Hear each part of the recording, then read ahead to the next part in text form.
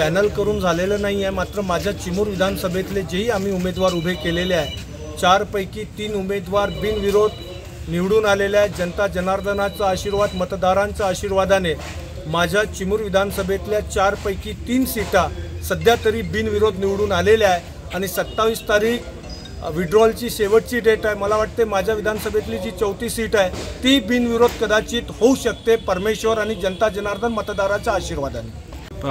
सगळे आमदार वेगवेगळे लढत आहे नाही, कुठे आता सध्या वेगळे लढत आहे। सर्वांनी आपलं फॉर्म भरून ठेवलेलं आहे, कोणी विड्रॉलचा मागे लागलेलं आहे, कोणी निवडणूक लढायचा मागे लागलेलं आहे। 27 तारखेनंतर कळेल आणि भाजपाचे 5ही आमदार एकत्र आहे। काँग्रेसला कुठेतरी फटका पडणार याच्या?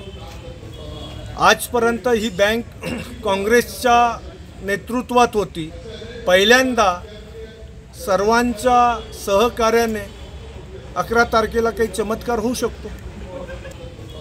आजपर्यंत ही बँक काँग्रेसच्या नेतृत्वात होती, पहिल्यांदा सर्वांच्या सहकार्याने 11 तारखेला काही चमत्कार होऊ शकतो।